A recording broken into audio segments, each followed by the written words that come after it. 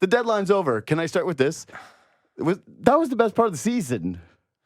Yeah, I don't know. No, it's seeing unquestionably. Jake Bloss? You don't want to see Jake No, Bloss? I'm excited to see them, but geeked up to see Jake Bloss. No, here's the truth, though. Mm-hmm.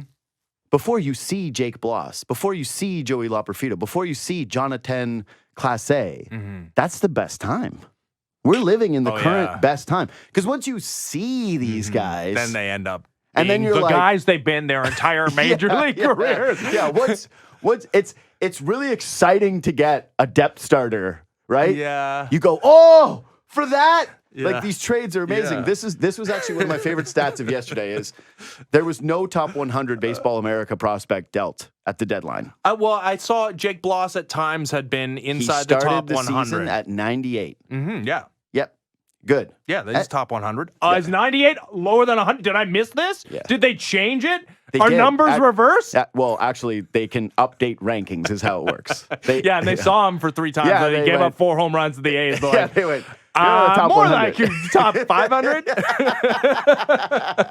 Anyway, it is just funny because did the Jays, 2 things can be true, right? The Jays did well with what they sold. Yeah. But overall, I think we are now currently in a period of where this is being like wildly overstated. Wow. You had a tweet yesterday that I thought was beautiful where you said, how many of these guys need to actually be just average major leaguers for this to be a success?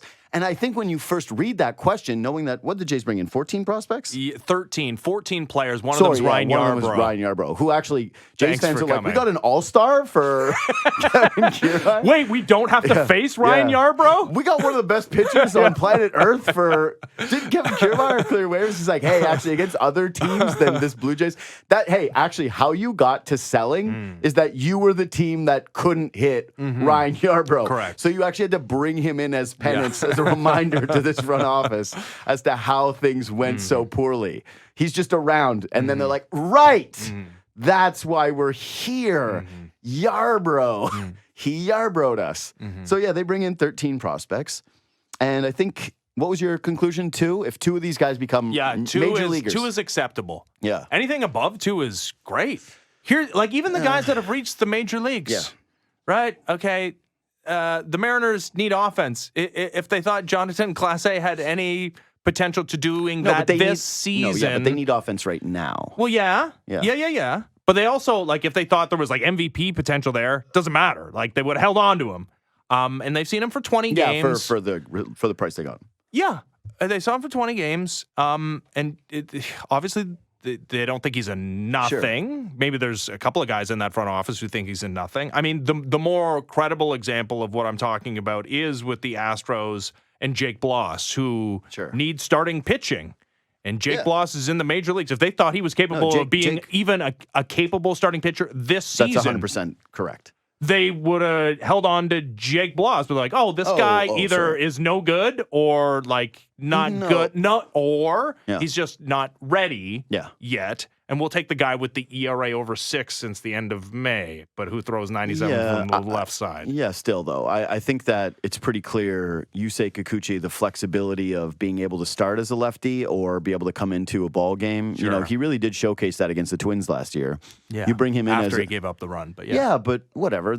He inherited base runner and he gave up a run. That incredible Twins offense. Yeah, what but a he juggernaut. But he can do multiple jobs. Like, you can understand the functionality of Kikuchi. And then the Astros one actually makes sense to me because I actually flipped on their game yesterday for a little bit.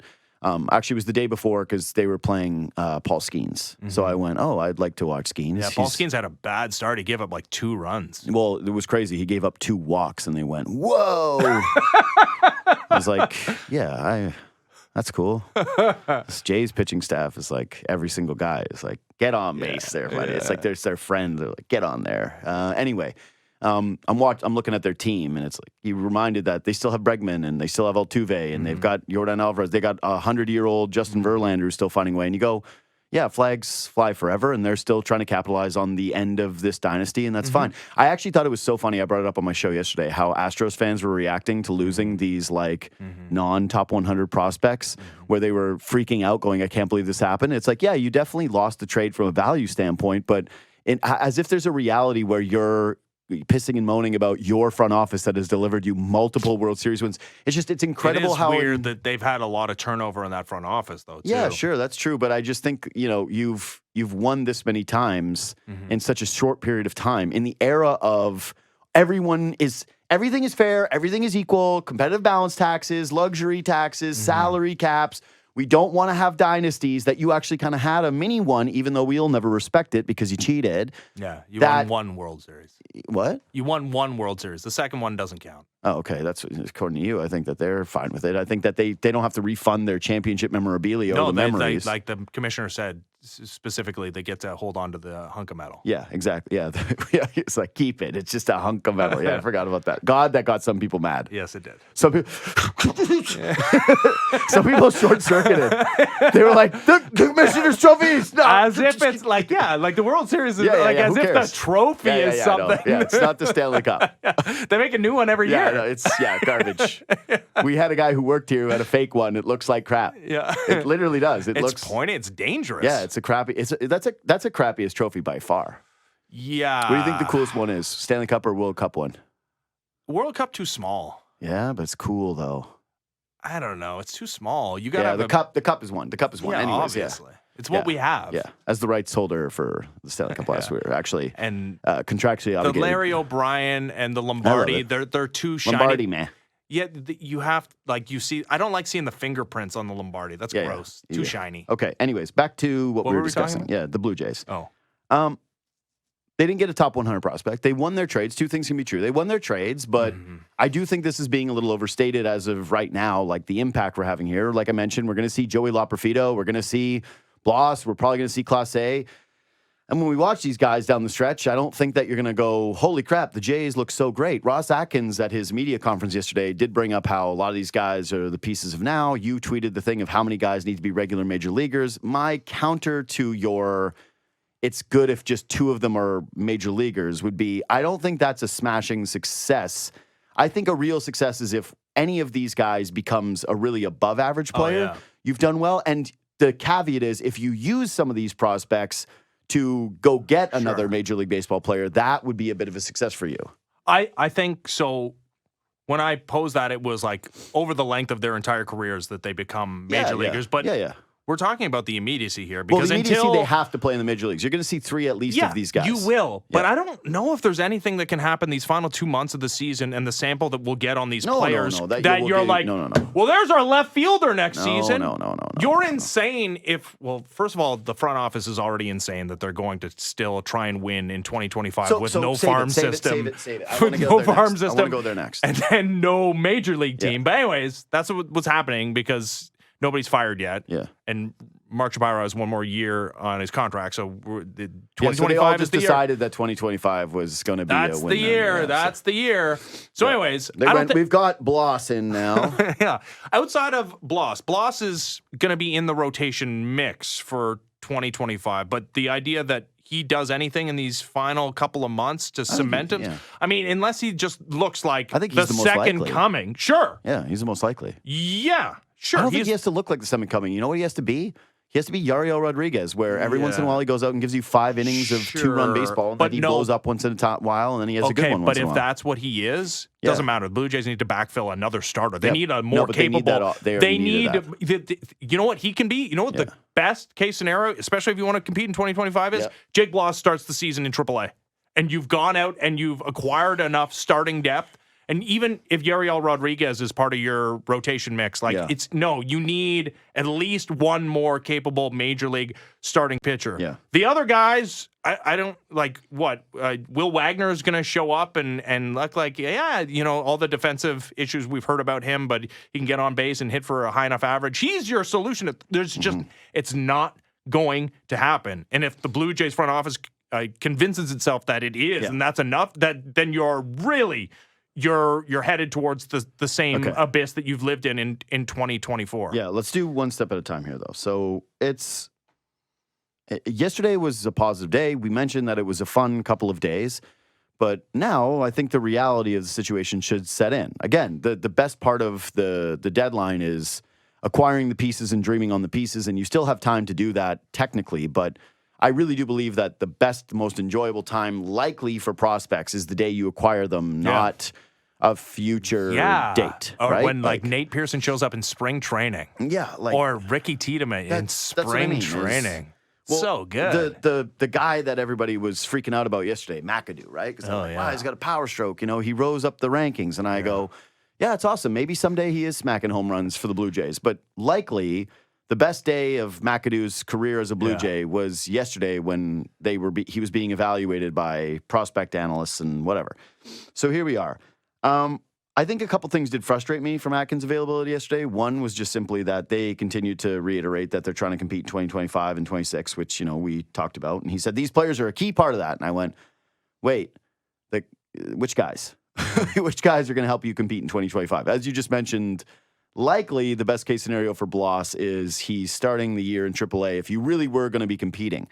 I don't think that, you know, maybe Loperfido could start as your fourth outfielder. But that would be kind of an ideal your competing standpoint.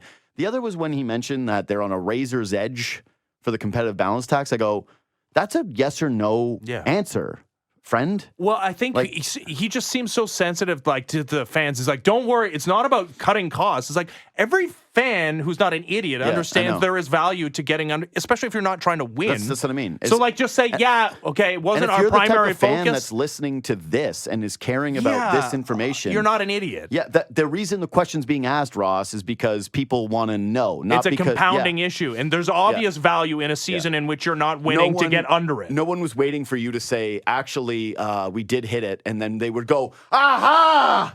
Now this season's been a failure. Now we understand what it's all about. They entered the season as the sixth highest payroll in all of baseball. So, pretty clearly the goal was to compete. So that was stupid. You're right. An underrated, stupid part of it. Underrated, it's just like, stupid moment. Even if you're on the razor's edge, just say, which is obviously true. Over or under on the razor's edge? We're on the razor's edge, but by the end of the season, we're going to be below it because we understand the value in that. Yeah, because we're not idiots. And you're not idiots, and we're not going to talk to you like you're idiots. Yeah, but that's actually one of their failings, is they love to talk to you like you're an idiot. Do they ever love talking to you like you're an idiot? Okay, so let's get to what I think is the big question of the day. So is 8 trades, 13 prospects added, as you mentioned, and Ryan Yarbrough. You shed a bunch of cash. You open up a little bit of money next year with IKF gone. You bring in 11 position players out of the 13 prospects, which I think is interesting. Bloss, your primary ad. You have now added to your farm system. Let me just bring this up. Your number 3. Oh, this is according to MLB Pipeline, by the way. I don't have the Baseball America one. I couldn't find it. You now have your number 3, your number 8, your number 14, your number 21, your number 22, your 27, your 29, and your 30th ranked prospects in your farm system. Again, none were top 100. You look at this and say, how much credit do you give a front office for a partial teardown in which they seem to have gotten good value on the players they moved, but in a situation they created during a season in which they entered with the 6th highest payroll in baseball and a clear mandate to win not just, a playoff round, but a World Series? What's the lowest amount above none? Okay. Because that's the amount. Yeah, okay, that's where I'm at too. Well, because now obviously, that the dust is settled, that's where I'm at too. They're like obviously you get whatever you can for the pending free agents. They did 2 things beyond that. One was, obviously, they had enough of Nate Pearson. They're like, that's so funny because their bullpen is in tatters. Yeah, they're like, whatever. Yeah. We're the second worst bullpen in baseball, only ahead of the Colorado Rockies, who don't play on this planet. Yeah, exactly. And it's like, Nate Pearson can't be a part of it. You got to get out of here. And Cubs fans in their early returns on Nate was like, oh, I get it. Yeah, he almost killed a guy. And then they did move off of Isaiah Kiner-Falefa. Yeah. Which was, okay, that's a guy. Sure. And that was one of your wins, right? Yeah. Some people criticized, including myself, that acquisition in free agency and the idea of handing him regular bats, and he was worth the money already. But you have Isaiah Kiner-Falefa at home in Ernie Clement. Like, he's ultimately, if you're worth anything. As good as Isaiah Kiner-Falefa was, during his absence, I wasn't pining for him or going, when does he get they're back? They're an IKF away. I was going to say, Bo, you want updates on, right? You're like, what's the Bo update? IKF, I never once went, What is the update there? No, I wanted an update because Ben Nicholson-Smith was the first to alert me to the fact that he could be on the move despite not playing in the major leagues. That's what I'm saying, is the entire time he was gone, it was like, okay. Yeah. Okay, so they did those two things. Those are the two non-obvious things. The other guys are obvious. Mm-hmm. I mean, I guess you could have made the argument about Danny Jansen and it helps your ability to re-sign him in the offseason if you hold on to him for the final couple of months, but you can still do that. I don't think it's going to be like hundreds of millions of dollars is what it's going to take to pry Danny Jansen away from the Boston Red Sox unless he goes on an absolute tear and he loves Fenway Park and he loves the Green Monster. Yeah, I mean, you get credit for doing the obvious thing if it's good, and we can't evaluate it until we know what these guys are. Yeah, so that's the tiny bit. You get more than none. Yeah. No, but that's it. Okay. Almost none. So there again, there's two parts of the prospect part. You're right. You need to wait to see what these prospects become ultimately, because if it results in nothing, then you will look back legacy-wise, right? It's Sophocles. One must wait until the evening to see how splendid the day has been. Shut up. That's with prospects. Oh, my God, but you can. People should know that you had that on your phone. I pulled it up. I had to remind myself of it. I wrote it down.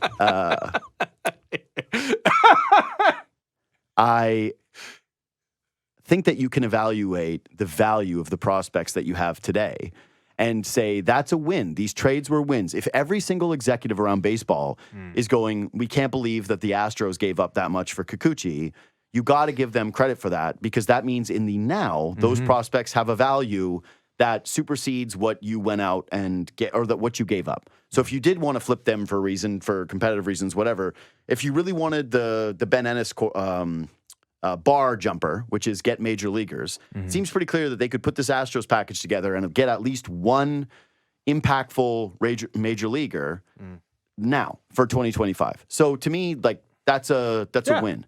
That's a value win. I don't want people to misunderstand, because I think the natural reaction, again, probably for the non-dialogue people, is to just go, well, this is either a positive or a negative thing. We want to put it in the bucket. No, we're having a conversation about what this actually means.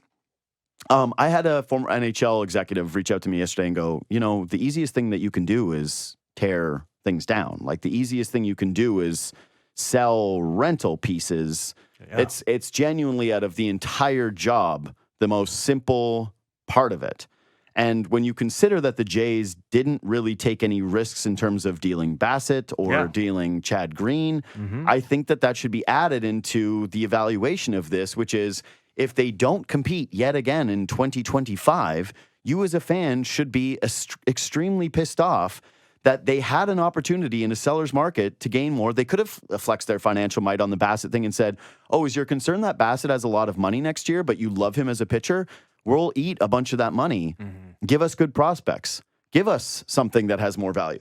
Oh, Chad Green, you're concerned that he's making $10.5 million? Well, what if he was a $5.5 million reliever next season? Okay, well, we can make that happen for you, but we're wanting to take on more prospect capital. They got back what they got back, which is in their crappy farm system, a bunch of guys that cracked the top 30. In the overall 100 of baseball, which I think we overvalue a little bit too much, they didn't get a ton of impact in return, because these guys are mostly pending free agents at positions, and as much as the number 13 looks big, ultimately they kind of got like 4 or 5 guys that are real interesting lottery tickets, and the rest are pretty much cannon fodder. If you hit on one of those other guys, that's a great success. If you just get one of the other remaining prospects that wasn't one of the major needle movers for you, I look at this and say, you had a real opportunity to change your course, to really do something of impact. And it seems like they were just really unwilling to do it. Even with IKF, they said they were blown away by this guy who's in a strong Pirates farm system. So, yeah, when we're doing the whole credit thing or this evaluation of, will this impact job security for guys? Absolutely not. They were trying to win a World Series this year. They ended up as sellers at the deadline. One of the only teams, by the way, that was like conclusively seller in a year where they had the 6th highest payroll, and they returned, non-top 100 prospects, 2 guys of real note. This has been an abject failure of a season. Let's just all kind of remind ourselves where we are as we get excited about actually invigorating the system with some prospects. Yeah, I don't need reminding, but yeah. Okay. No, I did because I was excited too these last couple of days. Sure, I got swept up in it. You want to be an optimistic person. That's good. But they also do get credit for winning the deals that they did. Like they did. And to the point of whatever executive, and I think I know who it is, but to that point, it's like, okay, I think I could have just said, hey, Yusei Kikuchi's being moved before 6 o'clock. Give us your best offers. And then looking at everybody's offers. And then if you want to maybe push the other team, be like, hey, this is what we're thinking. Can you top that offer? Mm-hmm. Like, that's simple. That's not like a game of chicken. That's literally, that seems simple enough. But they did it, okay? Kudos to you. They need 3 bats minimum this offseason. Mm-hmm. They need some certainty contractually with Vladimir Guerrero Jr. and Bo Bichette. They need at least 1 major league starter. They need to rebuild an entire bullpen. Mm-hmm. And I guess now you have more weapons in trade to use this offseason. Mm-hmm. But you've been at this for a decade. That's like, that maybe people need reminding that this team has already done a full-scale rebuild. Like, they tore it down. This team was unwatchable for a couple of seasons. Mm-hmm. This front office, they fired a couple of managers already. Yeah. And they also inherited massive prospect capital, like in terms of... Oh, my God. They got their most valuable prospect this organization's ever had in Vladimir Guerrero Jr. Yeah. Yeah. They took a team that they built, but in 2021 that missed the playoffs by a single game. But anybody that watched that team was like, oh, my God, that is like the next team, right? And, of course, they lost Marcus Semien. And it's hard to fault them for the King's ransom that the Rangers paid for him. But they took a team that was right there and in a couple of short years turned them into an abhorrent major league team with nothing below them at the minor league level. That's impossible to do. Like, you have to be horrible at your job. You have to mismanage your talent to an insane degree to not only not have a good team that's, as you mentioned, top 6 in payroll, to be out of the playoffs before August in an era where 6 teams in each league make the playoffs. And by the way, they weren't injury ravaged. There are teams that have been. That's what I'm saying. This wasn't a year where, yes, was Bo Bichette healthy? No. And did they do the right thing in terms of shutting him down, trying to get him right for the offseason, which it really does appear as though he will be traded this offseason. But Alek Manoah, had internal brain. No, you're counting on Alek Manoah for anything this year. If anything, when we were doing the beginning of the year, the whole positive, negative regression stuff, and we went, well, you got to account for some injuries because the pitching staff was abnormally healthy. It's like, no, they've actually continued to be. Yeah, no, they've been really It's unreal that none of these guys have suffered an injury so far. Yeah, and they've been... Manoah was always a speculative player this year. Like, he entered the year, we were doing the, what happens if Bowden Francis pitches well? Will Manoah be able to jump him? And then it turned out that Bowden Francis was one of your classic spring storylines where you're like, look at this guy go. He's striking out AA guys. Yeah, it's just what irks me a little bit is when they talk about, hey, the base of talent that exists on this major league team. And what base of talent? That's where that's why we're competing in 2025. By my accounting, you have Vladimir Guerrero Jr., who's as close to 2021, and he basically is that guy. July is insane. Yeah. Like, just watch his plate appearances. Yeah, I am. And I'm really enjoying it because I'm watching you on Twitter kind of try to, like, rewrite your Vlad narrative on the fly where you're like, no, I've always been a huge fan. That's not at all true. I just, like, anytime you can tweet about Vladdy, you're on top of it because you're like, hey, everyone, I just want you to know that I was always a Vladdy guy. You know, I don't know if we've done this this take on the air, but, like, as bad as this season was a year ago, and by his standards, it was bad. Yeah. I understood that if they signed him to a long-term extension, the possibility of that 2021 version of him showing up at some point, like winning an MVP over that span, very much in the cards. Oh, wow. Okay, that's interesting. Yeah, I wouldn't want to... I wouldn't have banked on it. Yeah. I certainly wouldn't have thought you would be banking on it whatsoever. I wouldn't have banked on it. I think that the one thing that you've been parading around for the last year and a half has been that you were the guy who was right about Vladdy first. So, yeah, I'm just going to...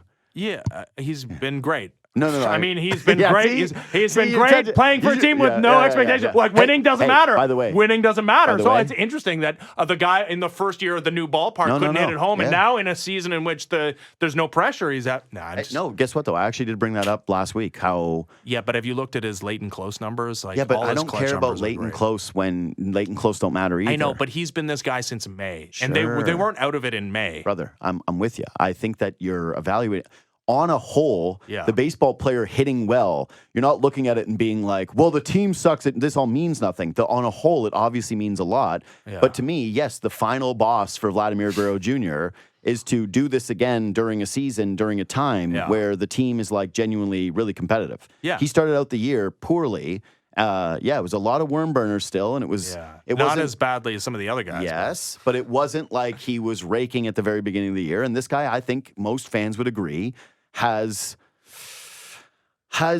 when things get tense, he looks tense. When things are tough, he looks like he struggles at times. And maybe part of the maturation, like I was one of the people that read a lot into him turning the home run jacket down the other day when he hit it in a big loss. He was like, no, young guys, we don't do that here. I went, nice. That's actually cool. I'm a believer that you can get more clutch. You can get more comfortable in those tough situations. But I do think he still needs to do it. Anyways, we're back to the half measures and the prospects. I think you and I are kind of in a pretty similar spot here where it's like, to summarize, they did well with the moves that they had to make, that they were actually genuinely had to make. There was no, we're going to keep Yusei Kikuchi down the stretch, right? So you genuinely had to make them. The only move you didn't have to make was IKF or Nate Pearson. Yeah. And they gave Nate Pearson away and they got a power ticket for IKF. Yeah. So,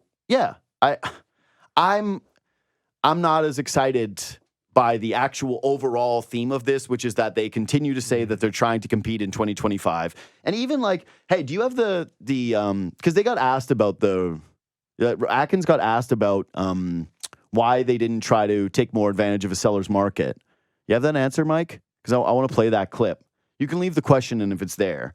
But in terms of not shopping Chad Green and Chris Bassett, and he was like, whatever. I do not have to play it, but we're focused on winning and competing, contending moving forward in 25, 26, and those players are a key part of it. And then later, he goes on to mention that they need to add in free agency and trade. Like, as excited as you might be about these prospects right now, there's a likelihood that if this front office is intact, they're going to be using a bunch of these guys to acquire major league talent this offseason. Yeah, that's the number one. Yeah. Like, these guys, if they don't win in 2020, hey, we can question as to whether Ross Atkins will be back next season, Mark Shapiro will be back next season. Here's what's unequivocally true.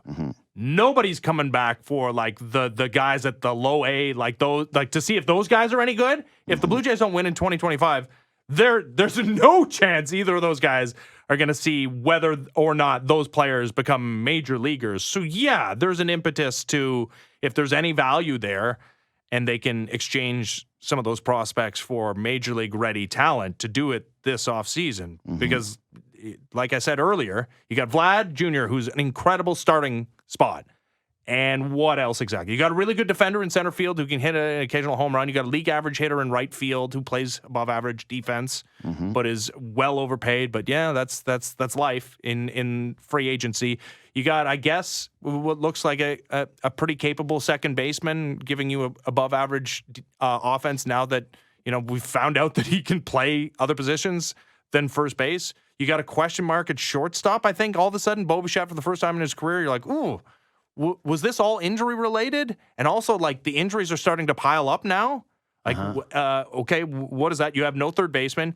You have one catcher who's now a below average offensive player. That was his big thing. He's a great receiver. And he's been better behind the plate lately, but still, he's not what we thought he was going to be. Yeah, and you've got some good-ish starting pitchers, but no, Jose Barrios was pitcher of the month in April, and he's been dreadful since ERA over 5. Yep, Yeah. So but it's good. Like, everybody needs starting pitching. You do factually have 3 of them. Yeah, here's what you have. You have no bullpen. You have literally no bullpen. That's where's the base of talent that I keep hearing about? That is the reason why there's no massive pivot off winning in 2025. Yeah. No, it's as of right now, your 4th starter next season is Yariel Rodriguez. Your 5th is Bloss. Yep.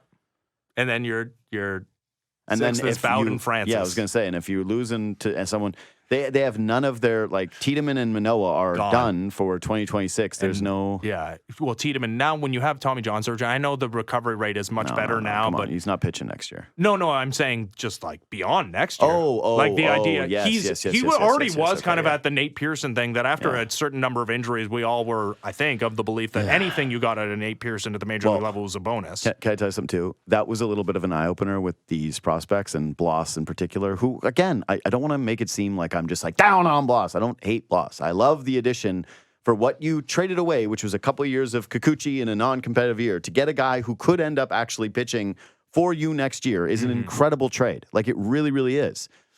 But to see him be ranked below Ricky Tiedemann in an updated list, a guy who, like, can't pitch, a guy whose arm doesn't work, they were like, yeah, that pitcher's still more valuable than you.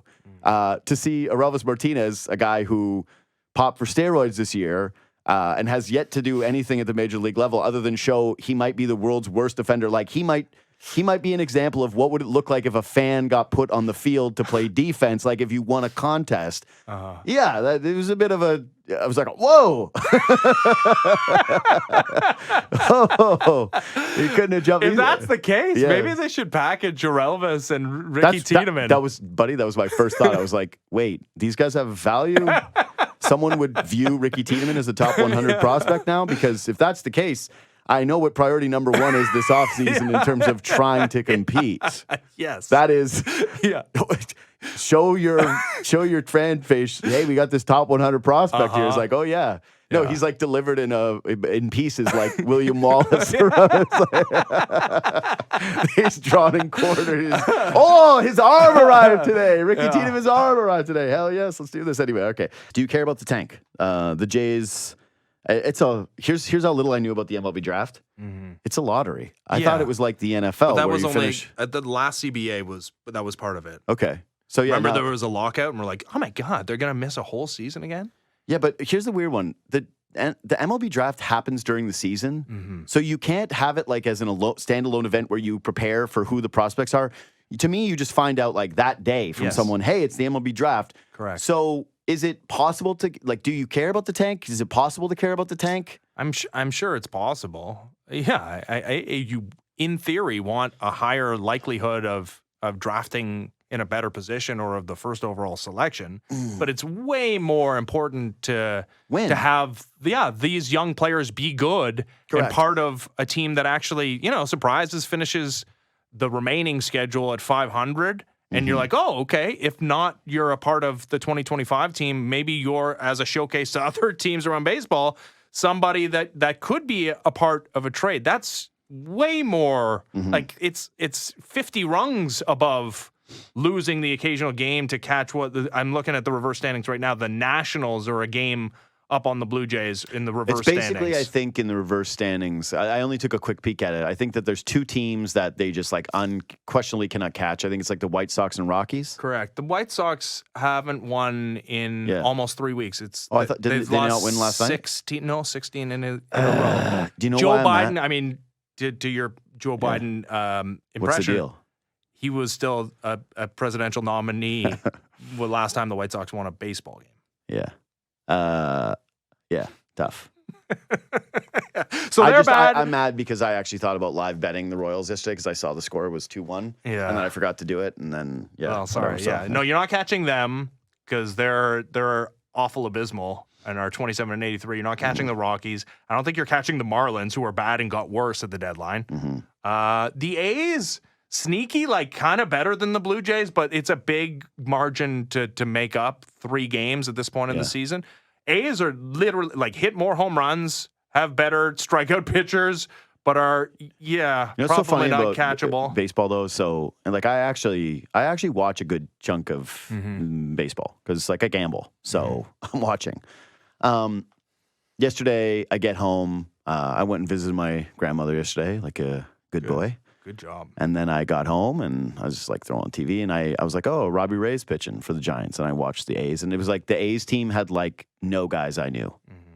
They had some guy who hit a home run, some young dude. I'm like, never seen him before. It's just amazing how a baseball roster, like all the other sports. Great Canadian Abraham Toro. Yeah, but I'm just saying all the other sports, I'm like generally aware of like who's coming up and who's on the team, but there's so much turnover with bad teams in baseball that you're like, I can never track who's like, I won't really know who's on the A's until they make the playoffs again when they're in Vegas. What, 2 years from now? Like when they actually try again? We'll see. Yeah. Anyway, yeah, I don't really care about the tank either. What I really do care about is seeing these fringy younger guys. And to me, these samples matter. Like the Spencer Horowitz sample that we're getting right now matters to me. Like these last couple months, I'm going, hey, if Spencer Horowitz can stay over, and I think he's still over 800 OPS, right? Yeah. Yeah, he's still hitting close to 300. Yeah, but I think he's right around the line of 800. Either way, whatever. Who gives a crap? My point is that those are actually the things that I'll be carrying. 802. 802? Mm-hmm. Okay, so either way, that's the kind of stuff I'm going to be monitoring the most, where I'll be like, hey, can Loperfido come up here? You mentioned how there's nothing he can do.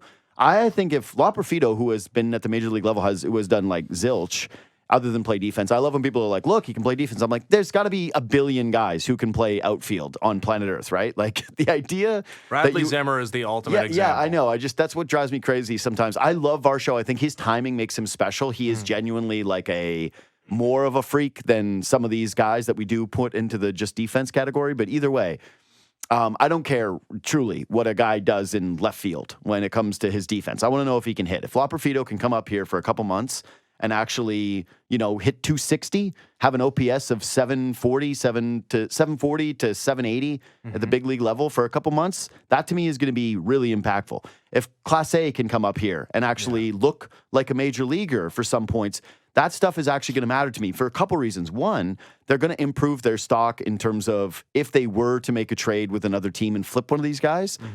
And then two is, I'm not of the belief that this is going to be some kind of long, horrible teardown. That's kind of what has pissed me off about this front office the entire time. It's like, no.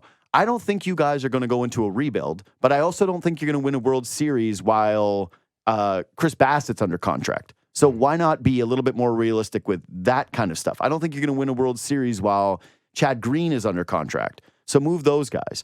But for me, I think that the rest of the season is going to largely circulate around, obviously, Vladdy and whether he continues to stay this hot, because his contract is going to become the number one story of the offseason. But secondarily, it's going to be can we find out that any of these guys are the next kind of Davis Schneider, Spencer Horowitz. Okay, to that point though, it's like those guys are good, and I feel good about one position, that some amalgam of those guys, and they all play second base. You can't have five of them. Can play second base. Yeah.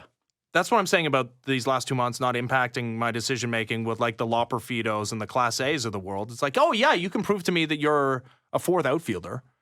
In no world, and prove me wrong. People thought Teo was a fourth outfielder. Yeah, and you know what? It took an extended sample for us to finally be like... Even when he was like starting to be like a star, people were going, well, we need to see this. So that's I actually remember one guy in particular. So this needs to continue. There's nothing that can happen in these 2 months. Joey Loperfido and Jonathan. We're going with Jonathan or Jonathan? Jonathan. Okay, Jonathan. He's not... Wait, hold on. C'est pas français. It's not... It's not like Jonathan. It's like Jonathan. Yeah. Okay. So we're not going with like. I need John Morosi to do it. Yeah, you're right. He would have found it. He would have found an R in there. Yeah, I was going to say though. He actually, you know what? You're like, no, that's not it. There's nothing those guys can do over these 2 months where I'm like, there's your left fielder, and you don't even need to look because those are it. And there's nothing that Will Wagner can do. Great name, great lineage in a month and a half, 2 months at third base where I'm like, it really is a great name. Hey, Willie Wagner. He's like, hey, it's a real throwback. It's weird. Is he Billy Wagner Jr. also? Like, I need to know. Who cares? I just like Will and Will Wagner. Willie Wagner. It's that's actually a really important question. Okay. Because he's Billy Wagner's son. Yeah, but he's definitely Billy. You think he's Billy, but he's not Will Wagner Jr. He's Will Wagner. He could be Billy Wagner. He's got to be Junior. They're just keeping it out. What do you mean they're keeping it out? By the way, I'm glad you said this because I actually am a big fan of. I think they're keeping it out. No, hold what on. Are you talking about? We only have a minute here, and who cares about anything else? We're done.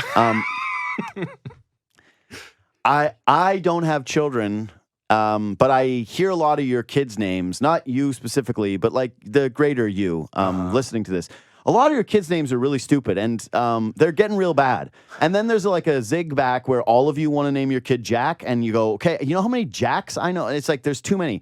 You know what we got to start bringing in? We got the return of Junior. Yeah, Junior. We need more juniors. Yeah. I'm never meeting any juniors. That's the new zag. I'm imploring you. If you're driving right now and your wife's in the passenger seat, she's pregnant, you're driving to the hospital, and you're having you're on the line. Hey, Adam Jr., Adam 2. Like, we need more juniors. We've been running out of juniors, and your names are so bad. There's some of them that I hear where people, I'm like, holy crap. And it's the worst when your friends tell you their baby name, and you go, oh. Worse than playing new music for you. That one you have to fake. You have to fake it like they're a dictator. Like, yes, you know, nailed it. It was tough for me with a first name that started with B. Tough for the junior, I think. I don't think for me it wouldn't have worked. I felt like there would have. BJ for me was not. Who cares about that? Like that's. For me, that was never in the cards. Did you ever think my that wife would BJ? You were like, what a loser. No, like, anyway, what are you no, but he was Boss Man Jr. Yeah, you're an idiot. Anyway, subscribe to the podcast, leave 5 stars. We'll see you tomorrow with Nick Stauskas.